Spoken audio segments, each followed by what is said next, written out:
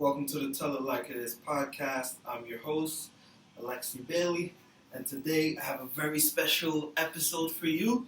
I'm coming to you live from the Dominican Republic in Puerto Plata. We're here now in the resort. This is Lifestyle Holiday Vacation Club. It feels like about 85 degrees here, if not 90. We just got finished playing pickleball, which is like tennis, and I'm getting ready to host my mom on the podcast. It's been an exciting 4 days. I got here Saturday. I flew into Santiago, and I drove down with Polo to Puerto Plata, met the family here. We've been having a great time. I'm with Pauline, my cousin, Chris, my cousin, my aunt, Mordina, my mom, and my dad. Just a good time. Whew. It's a good day so far. It's all-inclusive. We're right by the water. We've been doing activities, going to shows. Great experience, great family bonding. Absolutely. My mom is going to be here with us, and I'm just excited to host you guys and give you a little bit more insight into the Alexi Bailey story, the early origin story.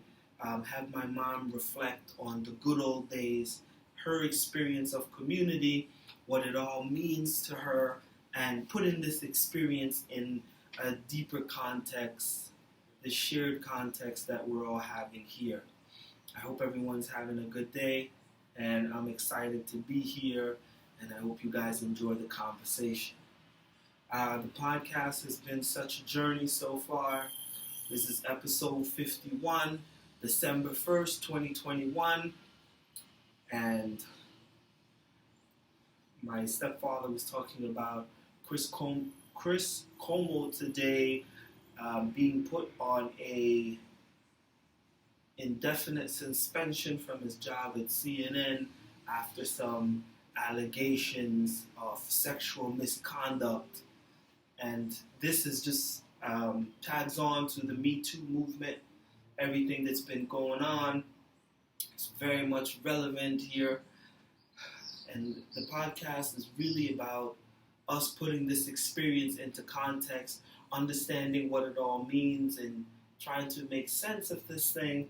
Information is constantly flying at us, telling us what to think, why this is relevant, and whoever is giving us their spiel has an agenda.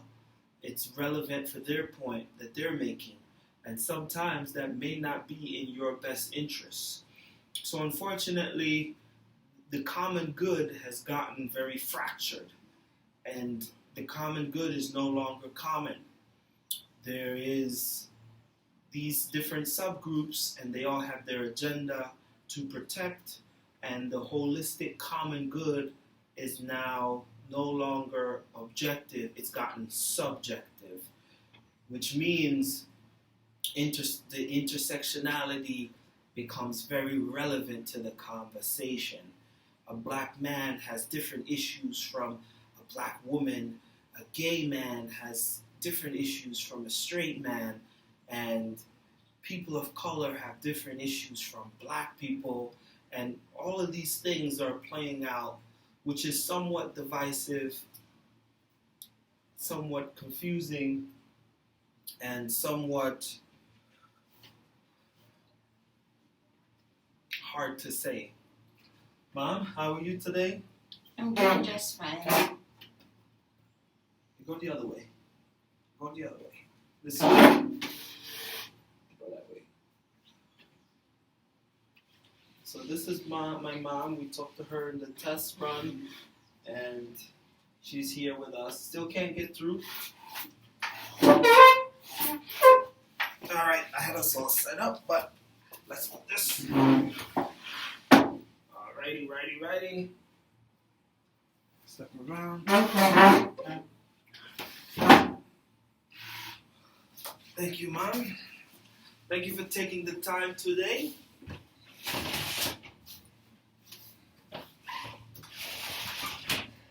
Mom, thank you for taking the time today. You're welcome. What do you think about all of this podcast stuff? I'm not sure. You don't know what you think? No. All right. All of this is new to me. Right. So this is a oral history kind of thing, social commentary, political insight.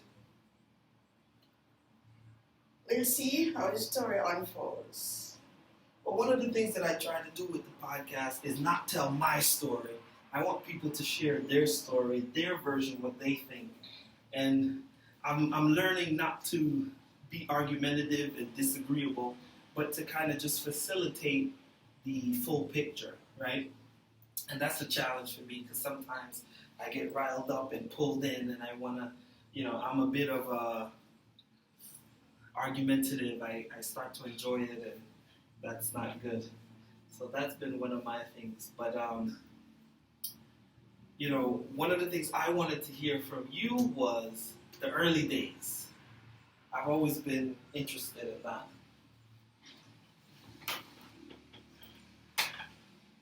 Well, I don't know what you mean by the early days. Early days means everything before I was cognizant, which is probably around 1991. Everything before 1991 is a blur for me. So, where were you born? In Mount Pleasant, in Portland, Jamaica. So, if you had to paint a picture what that was like, What do you mean? I mean, was there running water, electricity? Like, what was that like? This was the mid-50s, right? Yeah, so I'm a baby boomer. So in Portland, where I was born, we did have what was known as a standpipe. This is where all the villagers, all the people who live in that area would go to catch water. Of course, there were many times when there was no water in the pipe, in the standpipe. So we had to go to the river to get water for washing clothes, for doing whatever you need to do in the house. And that water was safe. You could drink the water as well as wash your clothes with it. And of course, there were also times when the parish council, that is, the people responsible for the local amenities, would send water in trucks when there was no water in the standpipes. And we would all gather at a central point, and the truck would put the water in each person's container. There was no electricity in the early days. Electricity didn't come to the area until a while. So basically, your earliest memory was no running water in your house, no electricity in your house. No. Right, so you would have to wake up in the morning, go to the standpipe to get water. Yes. Which was about how far? Well, 2 feet away. And then, I lived near to the standpipe, so it wasn't far away. And if there wasn't water, you'd go down to the river, which was how far? That's far. That's about 2 miles So away. 2 miles, each person has a container, and you all go down and get some water. And don't forget that there was also rainwater as well. So each householder would have drums, and they would set troughs, and the troughs would lead from the roof into the drums. So at all times, water would be in the drum. If the drum runs low, that's when you have a problem, when you need to go to the river. So like in the summertime when it gets hot, that's when you needed to go to the river because there was not much rainfall at that time. To make it easy, also what we did was to wash the clothes at the river and you take them back home to be dried. Does that answer some of the questions? Sure. I mean, for a lot of people now, or someone like my kids, this all sounds like 400 years ago. But this wasn't that long ago, and there's people who still live like that now. Not in Mount Pleasant. They still have water issue, even though Portland has more rainfall than the other parishes. There are 14 parishes in Jamaica, and the measurement of the rainfall for Portland is higher than most parishes. However, to get into the pipes and into your house, that's a different issue. So people still depend on rainwater.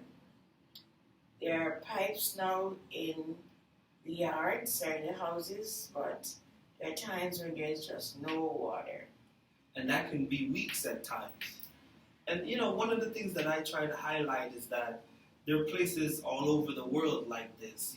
India, Africa, I don't know, I can't speak for Asia, but I'm sure there's plenty of places all over the world where they don't have running water in the house and that kind of thing. And it's normal to have to go 2 miles to get water, and they're collecting rainwater and this whole thing.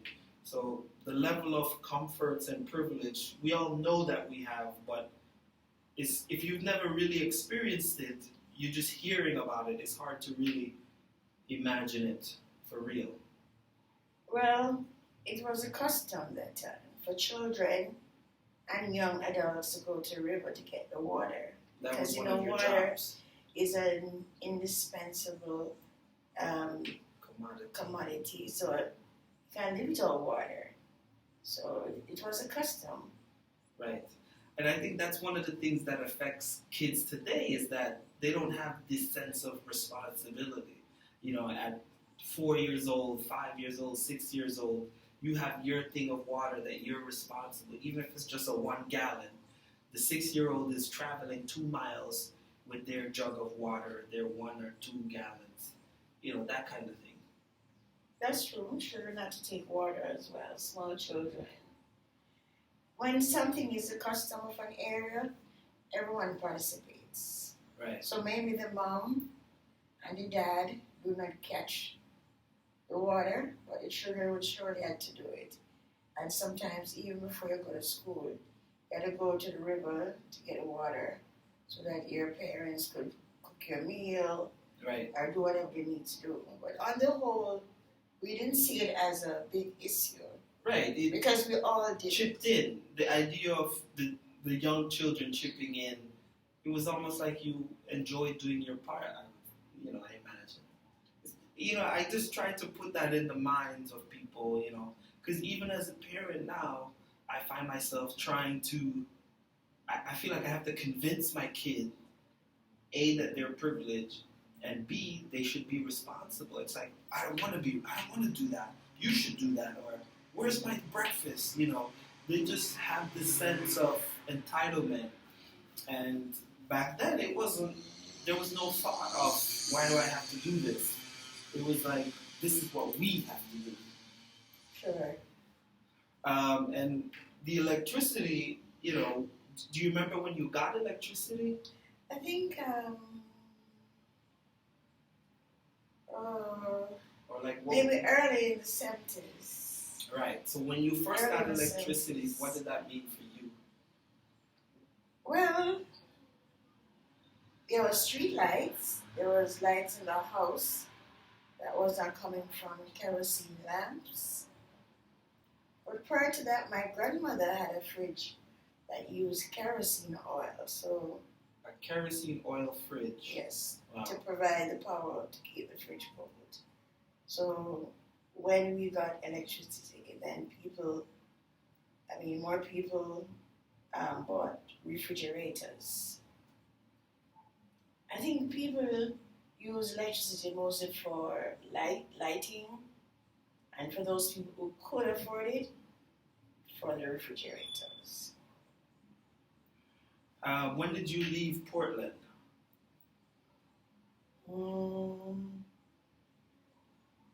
I don't know, maybe 1970. So you were, what age was this? Oh, maybe I was 16. When I left, I was 16. Mm-hmm. So, as the story goes, your mom died when you were how old? 6 years old. So you were 6 years old. What memories do you have with your mom? None. But the memory I have really is that she was pretty, she was sweet, she had a great personality, people loved her, and even though her name was Dolores, people called her Shug. And Shug is a shortened form for sugar. She was well loved in the area where we live in Mount Pleasant. She's sweet, she had a great personality. She was a beautiful. So can you close your eyes and picture her face? No. So I can't. you remember her being pretty based on other people's reaction. Yes. So everyone said, sure. And bear in mind I was 6, and in those days we didn't have photographs. I'm sure section of Portland had photographs, but there were no photographs of her or of my grandfather for that matter, who died the year I was born. So it's just what I remember of her. She was short in stature, and I know she had a great personality because people called her Sugar. Right.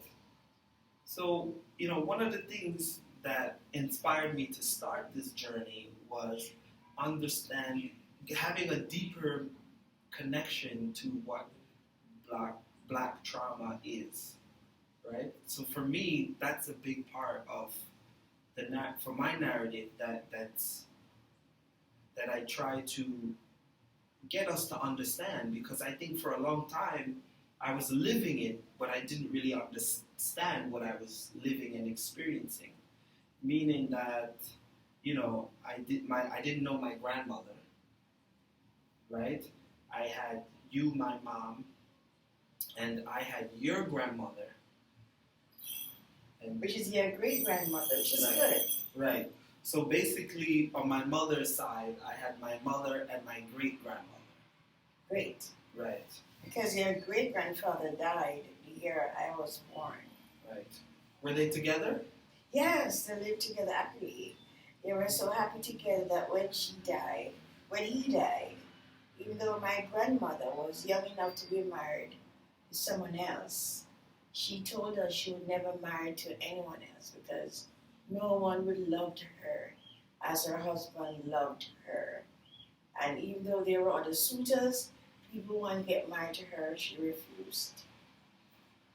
How did you process that? That's great. I wish my husband would say that about me. Well, one thing I can say about you from my perspective is that I feel like you're a big romantic. Yes, I am. And I think I inherited that. I don't know about that. Unfortunately, I don't think my husband is a romantic person.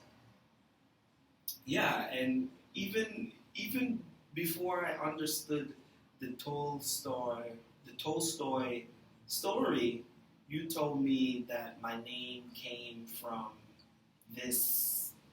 You said a movie that you saw, and pretty much that's all you told me, right? Yes, that's true.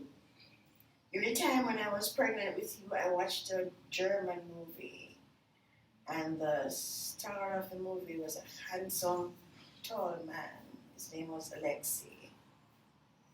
And so I don't remember the other names he had, but I was so impressed by that love story. He was in love with a girl whose name was Anna Karenina. And I vowed that if I had a boy, his name would have been Alexei, and if it were a girl, her name would have been Anna Karenina. So you were pregnant when you saw it? Yes, I was. So, when you told me that was all I knew. And I mean, from 0 to 18, that's all I knew. And at some point, I thought it was like an obscure kind of story that no one knew. And then one person was like, oh yeah, like that's a famous Tolstoy kind of thing. And then I looked it up. Then I was able to track the movie. I found the movie and I watched it. And it's not just a movie, it's a whole novel, and which the movie is based on. Sure. And when I watched it, I was kind of confused because there was a very intense love, right? In this story, Alexei is single and Anna Karenina, she's married. Do you remember? I don't really recall the movie it to that extent. Yeah. What I do know, There was intense love. Yes, and I was emotionally attached to it, and I am a lover at heart, and I love watching a good movie. I do not like the movies that they're showing these days, and especially the ones that are animated. As I said before, I'm a baby boomer. That means I was born in the 50s. So there are some things that I like. I like a good movie. I like a good novel. And I love suspense. Don't get me wrong. But I love a good novel.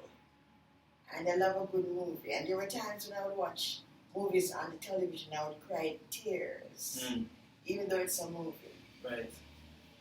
And I'm very interested in that, and we'll probably come back to that another time.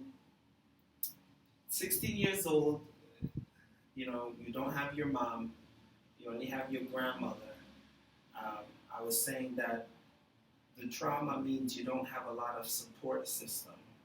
Did you feel like you had, was this the norm for the area? Basically, you were a product of you were born out of wedlock. Your father wasn't engaged in your life at all. He didn't claim you. So all you had was your mom and your grandmother. Your mom died at 6. So now your grandmother stepped up to the plate. Did you feel like you were disadvantaged, or was this the norm for Portland? It's not I'll answer the question this way. It's not the norm for Portland. You must remember the impact of culture. So within the Jamaican culture, when I was born, and even up to today, 2021, only about 30% of the children who are born in Jamaica are born in nuclear families, and nuclear families where mother and father are married. And so when I was born, my mother was 15 years old, and my father, who I've never met, he's now deceased. He was near that age too. So it was common in our country, Jamaica, to have people born out of wedlock, and because, as I said before, up to today, only about 30% of all children born in Jamaica are born into nuclear family where mother and father are married. And so in Jamaica, at the time when I was born, and even up to today, you have women who give birth to a number of children, and the children will not necessarily share the same father. For example, my mom had 4 children before she was deceased, of course, and they were for 3 different men. So it was the norm at the time. Although my grandmother, even though she was older, all her 9 children were born in wedlock. That means she married her husband, and she had 9 children with him. She didn't have children out of wedlock. But that was not the usual thing. So you asked if I had a support system. In Jamaica at the time, and even coming down through the 90s, 80s, 90s, extended family provided the support children need. So if you didn't have a mother, you didn't have a father, and you lived with your maternal grandmother, you lived with your paternal grandmother, you still had a support from your uncles or your aunts. So for me, I didn't feel disadvantaged. I felt loved. And up to today, among my remaining aunts that are alive, I experienced that love. So I wasn't disadvantaged. In our culture, as I said before, it was the norm. And my grandmother, my maternal grandmother, with whom I grew, provided all the love that I needed. And I had uncles and aunts by my mom's side. So although my dad did not step up to the plate, according to the new lingo that is being used nowadays. My grandmother raised me, and we never went to bed hungry. We were never so-called naked. We were never begging for bread. Oh, my grandmother provided the bread, the comfort. We had a stable home for my two sisters and I. So we were loved, we were cared for, even though my father did not support me. And as I said earlier, I didn't know him, I didn't meet him, and he died. So in those days in Portland, when you're born from a young mother, my mother was 15, and maybe he was just a year or two older. A number of things played out. So what happened was he was sent off to live in a different parish. So Jamaica has 14 parishes, and if you were to make a similarity between America, where America has 50 states, we had 14 parishes. And so I was living in Portland, and his mother, my dad's mom, sent him away because he had got my mother pregnant at the time to live in a different parish. And after a while he was living in that different parish, he had all the siblings in England, and he went to live in England with them. So I've never seen him. I've seen a picture of him, but I really could not conjure up a picture of what his face looks like. Right. Okay. I thought about something about this hardship, this harder life with less of the luxuries. It builds a work ethic that carries you. I know that in Portland there was a lot of people who didn't have that work ethic. I know that you made a life for yourself. What do you think was the differentiator for you? Like, what did you have? Okay, so, all right. So I grew up in a home where there were once 8 uncles and aunts all together. And because I grew up in that home, they went to school, and education was important. So they had books in that home. So the older ones moved out of that home, that maternal home, and went to make family of their own. But when they went, they left books. And education, as I said before, is important. We had a school, and we went to school. We learned to read early, especially me. I am an avid reader. We learned to read early. I read all the books that my uncles and my aunts left. And in Mount Pleasant, there was what is known as a district library, where the Portland Parish Library would dispatch books to that place. So I was a member of the library, and I've seen similar things here in America, but I was a member of that library, and I think I read all the books. I mean, all the books. I was an avid reader. So do you think that because you didn't have radio and TV, that let you focus more? Yes, and also to our grandmother would not allow us to play for very long on the road. You have to put yourself in that picture. In the 50s and the 60s, I was born in the 50s, so in the 60s, as I was growing up in Mount Pleasant, we were not allowed to go wandering all over the place. So you either go to school, or you were sent out to do an errand, and you were back at home. So because you were focusing on home, we had to entertain ourselves at home, and the entertainment came from books and playing with each other. My 2 sisters and a cousin. We were 4 children growing up in that home. So we did have a radio, my grandmother had what was known as a transistor radio. My grandmother was very forward thinking. She was a phenomenal woman. So she knew what she wanted out of life, and she knew what she wanted for us.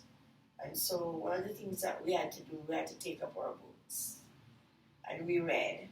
And that discipline of reading our books stuck with me. It propelled me. So when I was 15, when I moved to St. Mary, another parish, I continued my education there.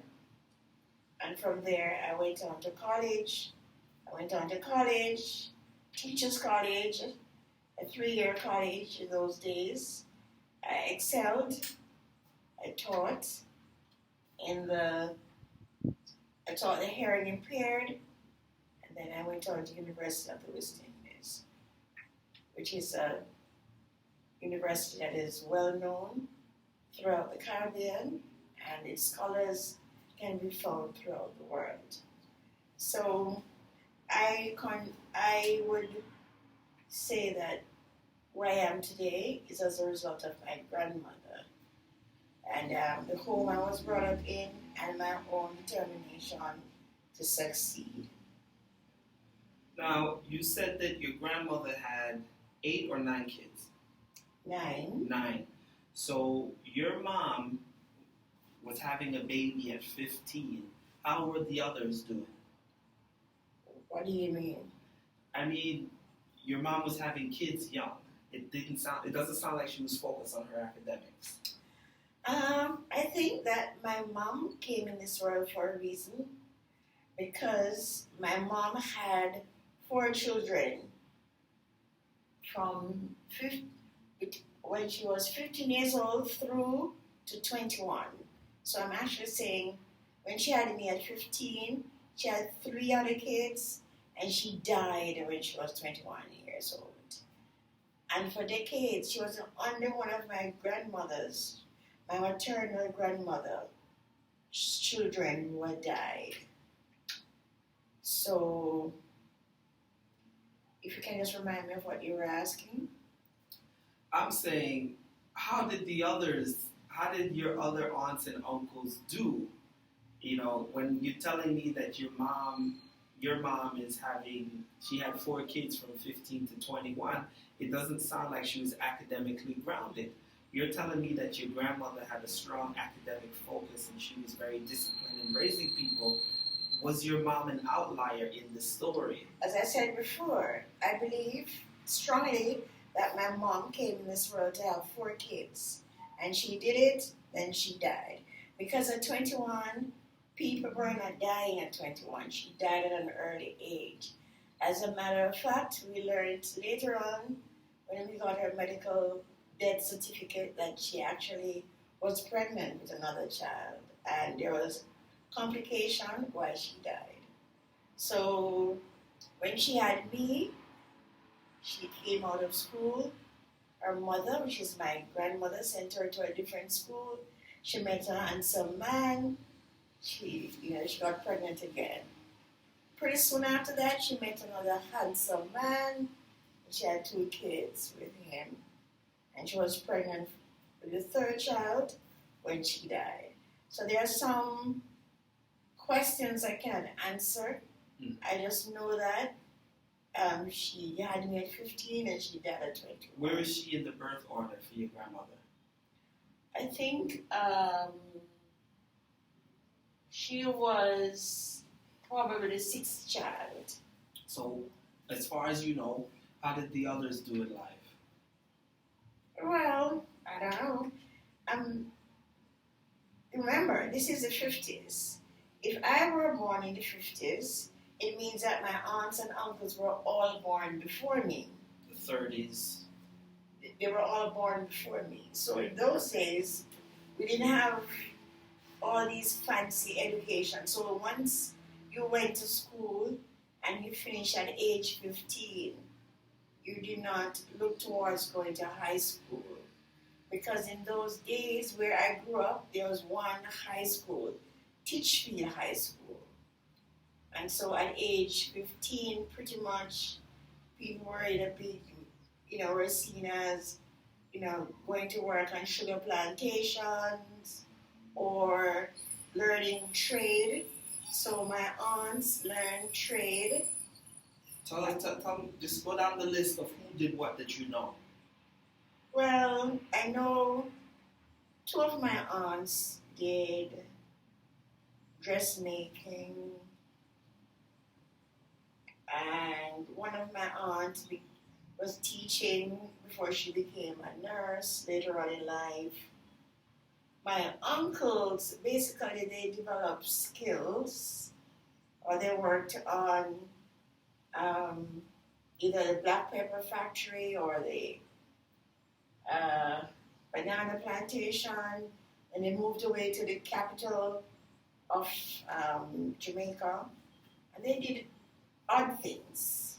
So two of my uncles migrated. One went to Canada, one went to England, two stayed in Jamaica where they died, and three of my aunts remained in Jamaica. One went to Canada. So at present, I have two aunts alive. So of the 8 aunts and uncles I have in 2021, I have 2 aunts remaining. Notice the women outlived the men. Now, of their children, what did they become? Various things, Who's the biggest? Go down the biggest and. Well, the oldest person, my oldest cousin, she moved to Canada with her mom, and I'm not sure what she branched out into. But her siblings went to Canada with her, or with my aunt. Mm-hmm. I think two of them are one is a dentist. We have another person is a doctor. I really don't know. Because I don't really keep in contact. Right. So they are doing various things in Canada. So when I talk about trauma, like these are, your mom's brothers and sisters. They basically went to Canada and disappeared. You know them vaguely. Yes, because people migrated. You're in Jamaica.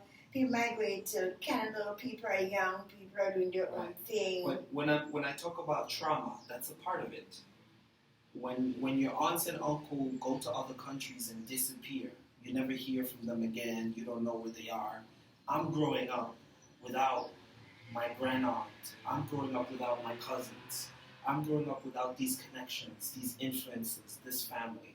So this is like I have 100 people in my family that I've never met. Well, and there's somewhere feeling the loss of not having me. I'm not having the loss of them. So when I'm talking about the trauma, this is what I'm talking about. And I don't think it was unique to our family. I think this is a normal part of the black trauma. But I see things differently. I must tell you that from now. I don't see it as trauma. Even here in America, among Caucasian families, once you become adults, people migrate for various, people will move away. So for example, let's say you had a family living in New York, and the family had those 9 children. You'll find that people migrate to other states, maybe because of jobs, maybe because of other opportunities, maybe because of their children. So for me, I don't see it as a trauma. I see it as a disconnect where I'm not sure if it's a disconnect, but it is where you have to do each member or of the extended family. So if you were to picture a family tree where you have my grandmother, her name was Ismay, and her husband is Joseph. And then Ismay and Joseph had 9 children. And those 9 children have children. As you're plotting the family tree, you will see that those children and grandchildren will move away and start families of their own. So I do not see it as a trauma. But let's say, as I said before, I was born in the 50s, and I don't visualize it as a trauma. I see it that I knew where they were. We just didn't have the connection. Right. And also too, I was busy starting my family, and I didn't have time for their families. I mean, a family reunion once every 10 years, now everyone is grown and they have their retirement and their monies, now would be a great time to reconnect the family. Yeah, that's maybe true. That may be true. But as I said before, when people move away and start their own families. So I have cousins in Canada, for example, who have started their families, and those children themselves have started family. So if we're plotting the family tree again, you could see that the family tree has grown, and people are doing their own thing. And they move away from the plantation idea of working on farms and working in hospitals and working in medical industry or the education industry or some form of occupation. Right. So you may describe it as a trauma, but for me, I don't see it as a trauma. Well, so the idea, like I said, down the road, I hope they all see this conversation, right? And the idea and what I'm saying here is that you are as strong as your family unit. And imagine if all of Isame's kids had contact. The 8 of them who were living, all of their kids had contact. All of those grandkids had contact. And I had contact with all of them, and we were in communication. I can support their business. I can support their efforts.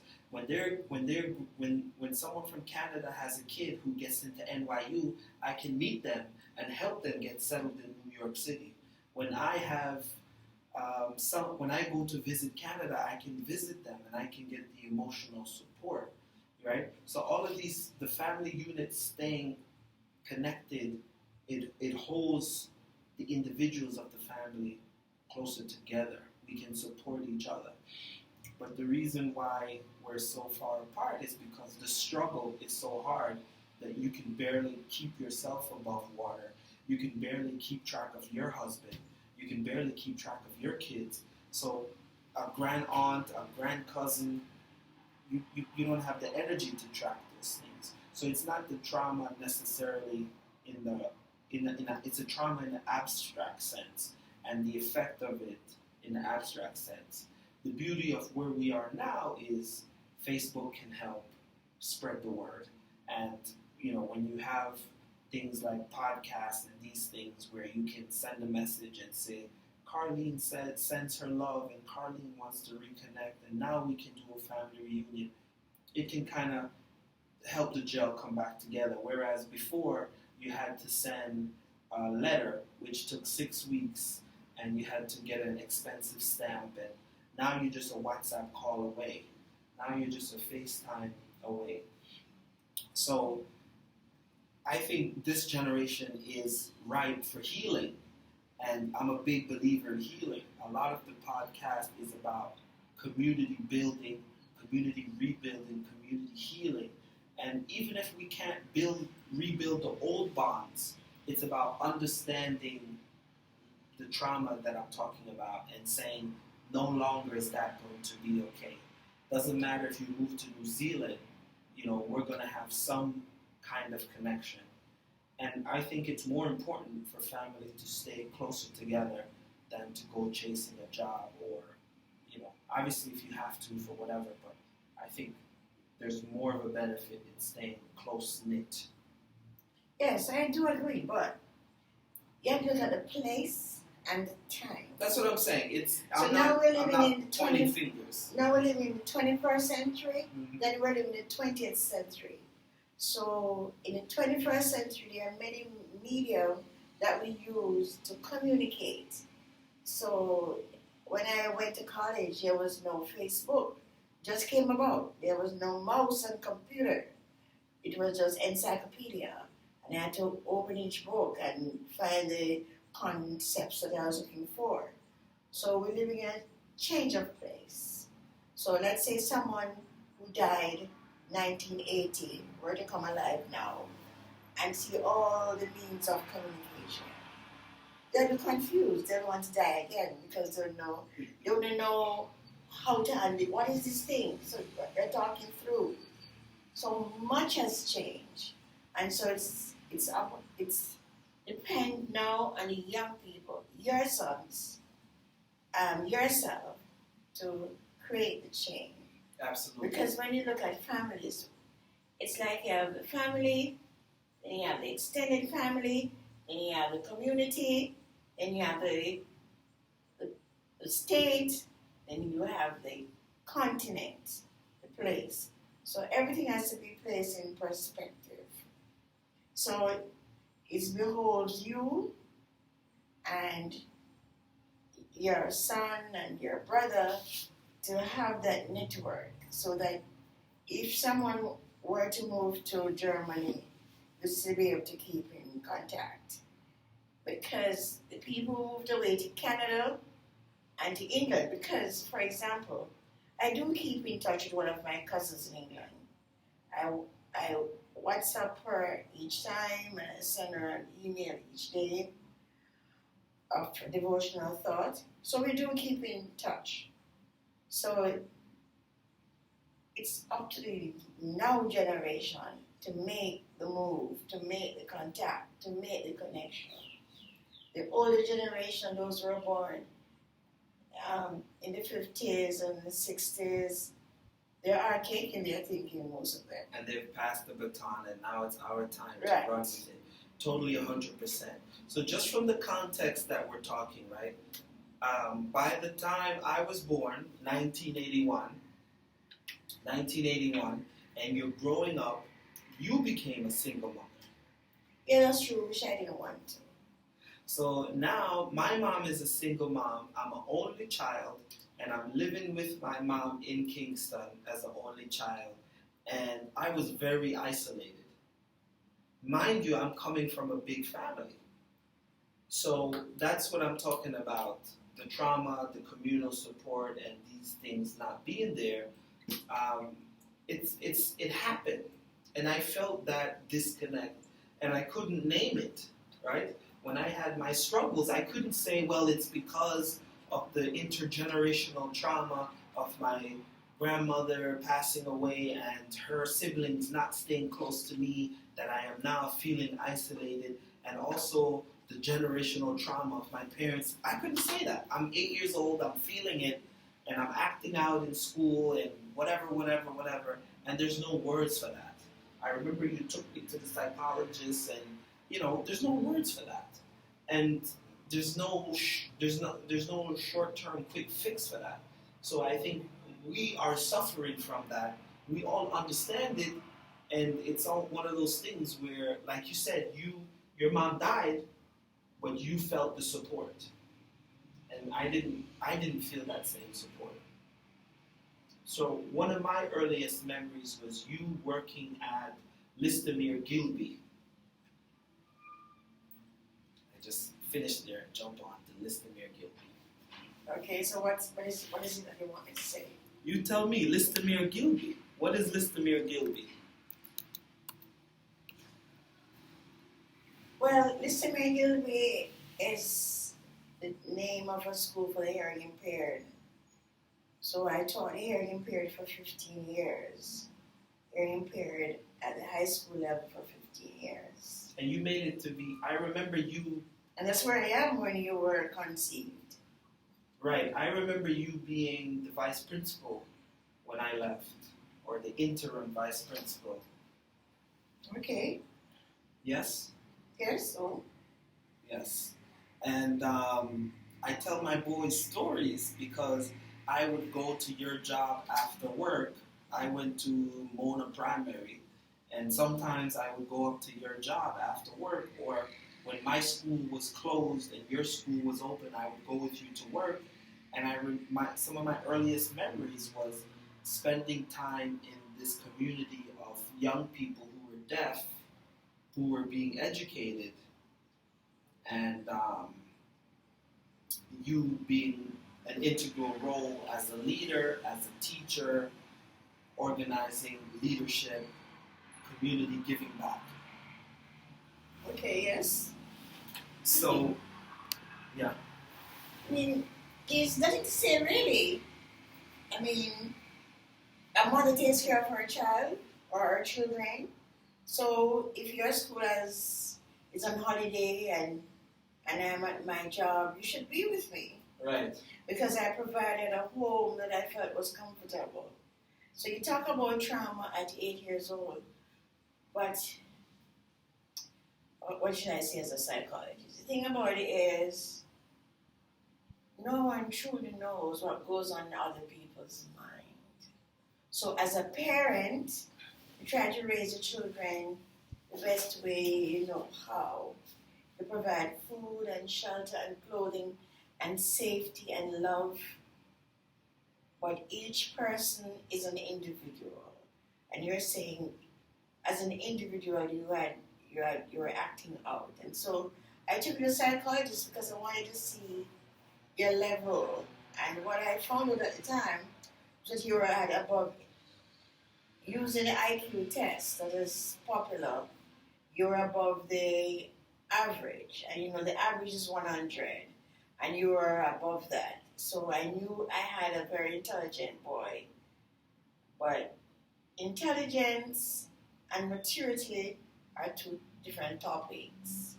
And intelligence and obedience are two different topics. So I wanted to see what was your intelligence level. And if you have an intelligent child that's above the average in a classroom where you have children with average intelligence doing the same work, then you're going to find that that person is bored or act out. And I felt that that's one of the reasons you're acting out. Because you were bored with the level of work you were getting. And so that's one of the reasons. And love in my heart for you then and now was that I do not want you to be ostracized or to be a problem to the teachers. So I sought always to try to let you walk narrow. You must remember, when you live in society, the society says this is how it should be. And if you look at the bell curve, 66% of us fall within that 2 standard deviation of the bell curve. And they're saying this is where people ought to be. I mean, majority of us are. Right. So on the right, you have people who have above the threshold of 100 IQ.